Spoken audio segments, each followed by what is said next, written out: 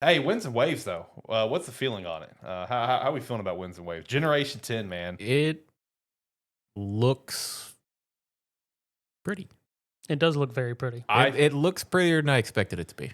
I think it looks fantastic aesthetically. I think aesthetically it looks phenomenal. Like this is my type of aesthetic of the region. That part sold me so quick. I was like, man, this region looks so dang pretty. This looks fantastic. You seen the side by sides of Gen 9 water Yes, and Gen yes, 10 water? yes, I have. It's the funniest. It's like still moving, like just palette color Yeah, versus actually water moving. Yeah. yeah. Drastic difference. You know, the one thing I did notice, and I messaged you about this, where it's like I did notice that like art style and graphically, we're still in like that Scarlet Violet Sword and Shield art styles, but yeah, it just looks better, you know. But we're still in that same art style, which you know, It'll take a little. It'll take like a like the next generation before they decide to change something. Probably. yeah, do some drastic change. I was about to say, because most of the art styles for like close generations are usually fairly similar. Yeah, it is. You know, because well, from what I saw is that this is still like more or less the same engine that and they've been using since Sword and Shield. So now it's like they've just completely mastered the craft of it. And plus have a higher power console to do more pretty things. And then further made water nice, you know. Yeah, actually trying to make the environment look pretty. But yeah, no, the Gen 10 looks like it's gonna be a lot. Yeah. Oh, for sure. We saw it's like we saw a lot of the water. We saw a bunch of the different biomes. And we saw underwater. I know. So that's gonna be interesting. Yeah. So it's like looks like we're gonna have some underwater exploration again. It looks like it's gonna be pretty insane for Pokemon. Yeah. Like the scale of it is kind of baffling, and it's like need to, you know, obviously at some point, you know, when we get the next trailer, hopefully really kind of further establish on what kind of scale, you know, because from what we saw from the biomes, I mean, we saw like, you know, just the general ocean, beaches, forest, plains. There was the volcanic. You can assume there's going to be some sort of like Arctic based area, and then the entire underwater. But I'm also wondering, like with the underwater, is it everywhere? Yeah, that's kind of my question. I would assume it is, you know, like, but like if all of the leaks, you know, lead true of where it's the amount of islands that it is, and there's a lot of water, man, can you just go underwater anywhere, or is it kind of like certain areas kind of thing, you know? Like it's just stuff like that I question. I know it makes sense where it's like, well, yeah, of course you can go underwater everywhere. Okay, it's Pokemon though. That's why I'm presenting the question. I wouldn't think with Pokemon and being like you can just stop wherever and go diving. I would assume it'd be like set zones. See, that's what I think back to like Gen 3 where it's like the color of the water changes so you know you can dive. Yeah. I assume it's like that where it's like there will be a lot of them, but it's not like, oh, I'm surfing around, I'm just going to dive right here to see what's down there. No, that's not happening. I was about to say, that doesn't seem like a Pokemon thing. You know, they might be stepping up their game, but it's definitely going to make I'm stopping and I'm questioning. I don't care if they allow me dive everywhere. I just want them to give me, as a undisclosed age Pokemon trainer, a boat. That I can have manned with my Pokemon. How about a hoverboard instead? You like that? No. Okay, well, that's what you're getting, buddy. God damn. Yeah, no, I already saw that the little board that the protagonist carrying, it's the Rotom hoverboard, and apparently you use that to help you go underwater. And I'm like, how do you breathe? I have questions. What do you mean we're using the hoverboard to go underwater? It's Rotom. He can do anything. He becomes a breather as well. At this point, it's like, why is he even a Pokemon for us to go? He can just be anything. Let him just go be anything. I mean, the only kind of Rotom we're missing is like a fairy type, aren't we? No, we're missing a lot of types. I mean, jokingly. Yeah. I mean, kind of jumping around through Pokemon games, but we got the Pokemon Poketopia or whatever. We got Rotom Stereo. Yeah, we did get Rotom Stereo. Yeah. We also got my boy Greedent in the game. We got two of my favorite random Pokemon featured in this game with Tangrowth and Greedent. That's great. Pokopia is going to be fantastic. But yeah, we got the big question on Gen 10, though. We got starters. We did get the starters, yeah. Brout, Pombon, and Gekwa. I'm happy with the water starter. I'm fine with it. I love the name. Gekwa. Yes. I love the name of it.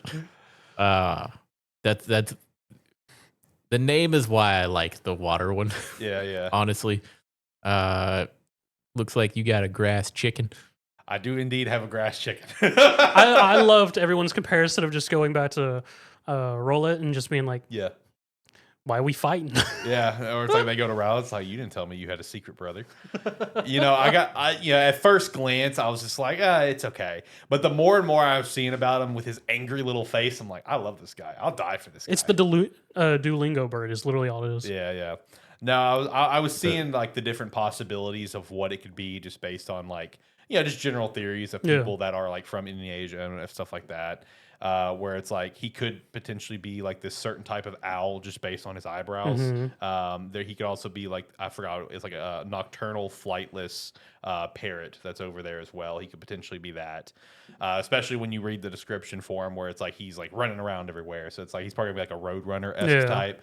Either way, I think like he grew on me. Like the angry little face grew on me. I'm like, all right, you're cool. But by clear obvious, like Pombon is the universal favorite for a lot of people. Like the internet's exploding over Pombon. There is one problem with it though.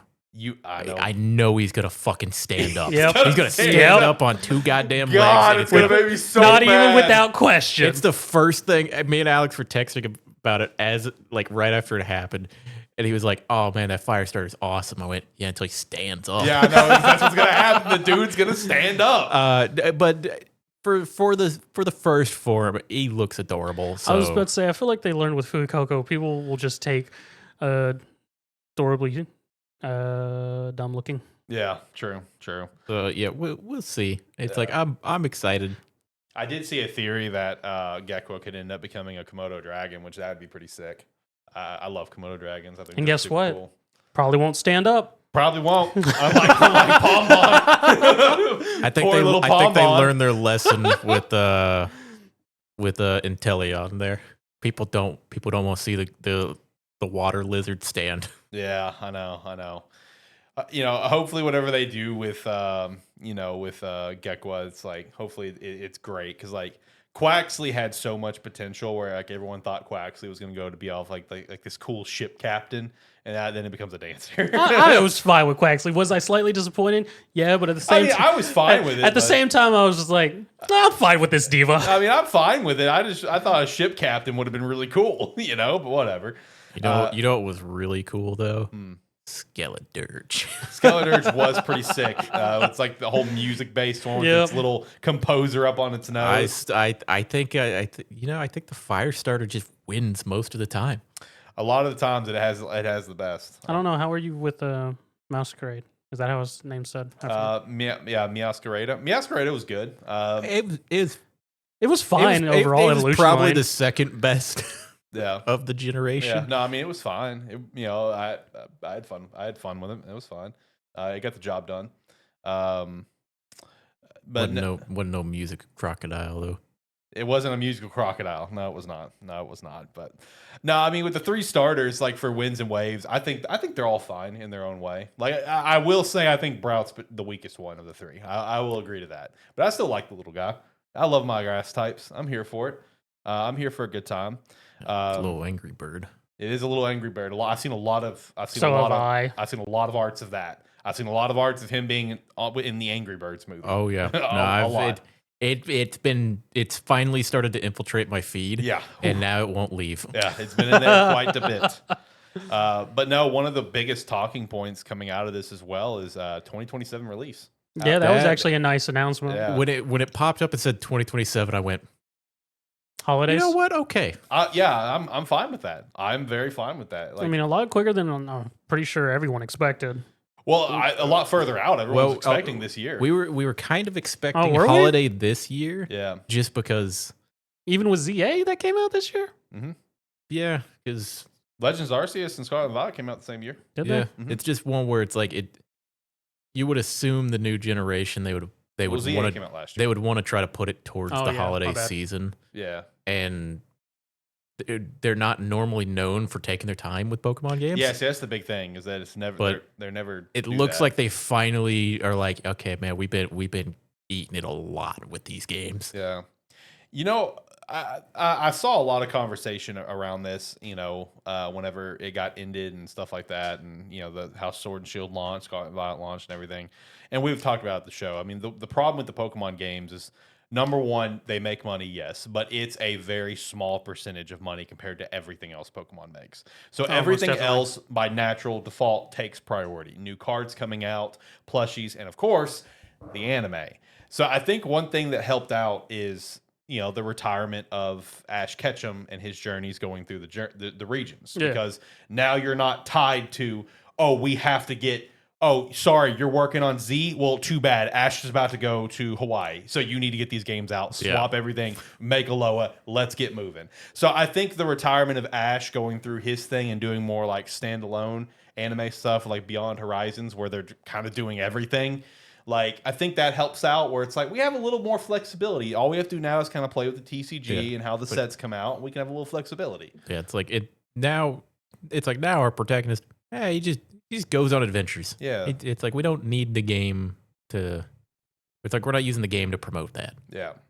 So I think I do think that helps, with how Beyond Horizons is set up, where they're just kind of doing whatever. In the Pokemon Presents, they tease that they're working on the future of the TCG, which I think is also, I think everything is built around trying to reformulate the schedule and basically the demand of the timeline of games to allow things to cook a little bit longer. So whatever we saw, with the Pokemon Presents Winds and Waves, looked good for what it was, but like I think it's gonna look even better. Coming out next year. So I mean, I'm super excited. Like, this is immediately my most anticipated game for next year, because like, look, Pokemon's gonna come out and I'm gonna play it. I'm gonna take a full week off from work and play it, like I have the last 2 freaking generations, and I'm probably gonna have 16-hour play sessions in a single day. Because that's what I did for Scarlet and Violet. I went and looked on the mobile app when they launched the mobile app. For 3 days in a row, I played 16 hours a day. Yeah, Same thing's going to happen. When Sword and Shield came out, motherfucker was playing when I went to work. Yep. And I got back from work, and he was in the same spot. Yep. Just play. That's how I am with new gen releases. So like, this is going to be my most anticipated next year automatically. I'm so dang excited.